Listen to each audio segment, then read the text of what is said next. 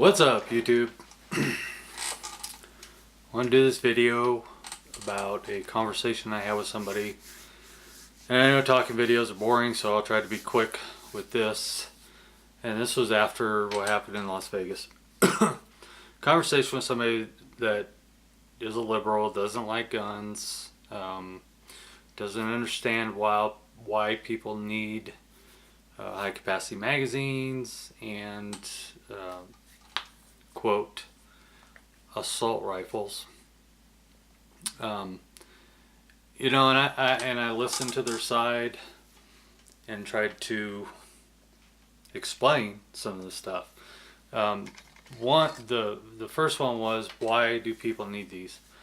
People don't need assault weapons. People don't need bump stocks. They don't need high capacity magazines. They want them. I work hard. I should be able to spend my money on what I enjoy. I get great enjoyment out of shooting ARs and pistols and rifles, and I don't have a need for them. I have a need for self-protection, so I buy guns for that. But then I buy other firearms because I want them. Do I need all these? No, I don't. It's just something I want. It's the same as if somebody needs a car to get back and forth to work, but do they need a sports car that does 150 miles an hour? No, they do it because they want it. And to have multiple cars, why do people need 2, 3, 4, 5, a dozen, 100 cars? I mean, they don't need them. They do it because they want to, because they want them. They can afford it. They're at the stage of life where that makes them happy. Firearms makes me happy. There's a lot of things that make me happy, so I buy them. And most free Americans do that. And then she, or he, she, it was a female I was talking to, and that doesn't matter in this conversation. Didn't understand why we compare gun ownership to vehicle ownership, gun crimes to vehicle crimes. She just didn't understand that. And again, number one, driving is a privilege and gun ownership is a right. But then again, driving should be a right.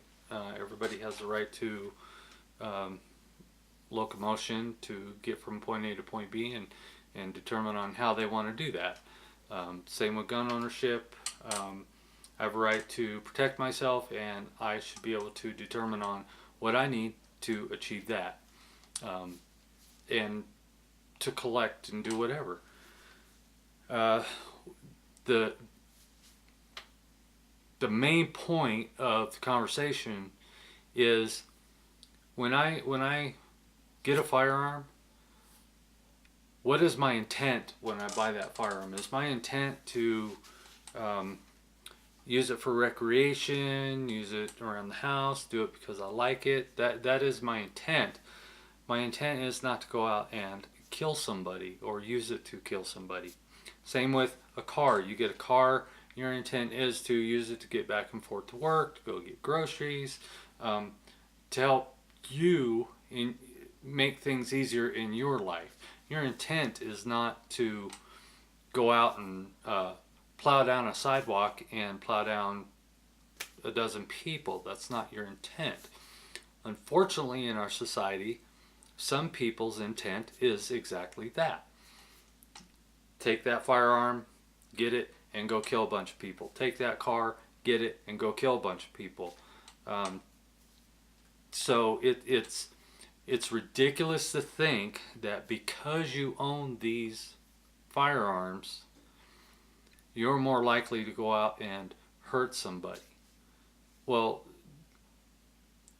that is untrue. I mean, it all comes down to what your intent is with that. Obviously, the guy in Vegas, his intent was to go and kill a bunch of people, and unfortunately he succeeded in that. the Charleston guy that drove his car into a crowd. His intent was to go do that. Does that mean that everybody on the road, their intent is to go and plow down a bunch of people? No. Does that mean that everybody that owns ARs and bump stocks and handguns, that their intent is to go and kill a bunch of people? No. You can't base laws on the thinking that the intent of getting these is to do harm.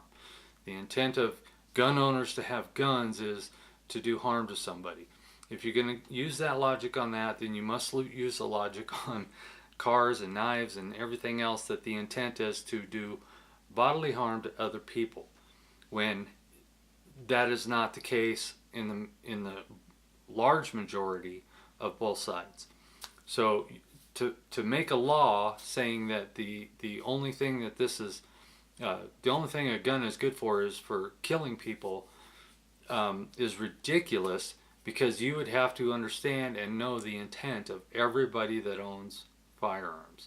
Each individual, what is their intent? You shouldn't have to tell the government that this is my intent. I want it because I want it, or I need it. Same with cars. And, so I don't believe, I wish the left would understand that the firearms are not the issue, it's the intent of the individual that gets them. Cars are not the issue in a drunk driving case, in a case where somebody goes and purposely does that, or purposely crosses the line and kills himself and somebody else. The mass majority of people, that is not their intent. So you can't blame the tool for the intent of the individual. So that's all I want to say on that. I don't know where we're going to go from here. I don't know what's going to happen with gun laws. I also did want to touch on one other thing. This whole the left that is blaming the NRA for not doing enough and allowing these bump stocks to be sold. We are the NRA. The people that are members of the NRA are the NRA. The dozen or so people that go and lobby for the 5 million people that are members of the NRA are just lobbyists. We are the NRA. We join the NRA to have these lobbyists go and do what they can to protect our Second Amendment rights. They're not the only lobby group in government. So if you're going to say that the NRA is bad and we don't need this kind of lobbying, then just get rid of lobbyists altogether, all across the board. Because if you're going to do one, you have to do the rest.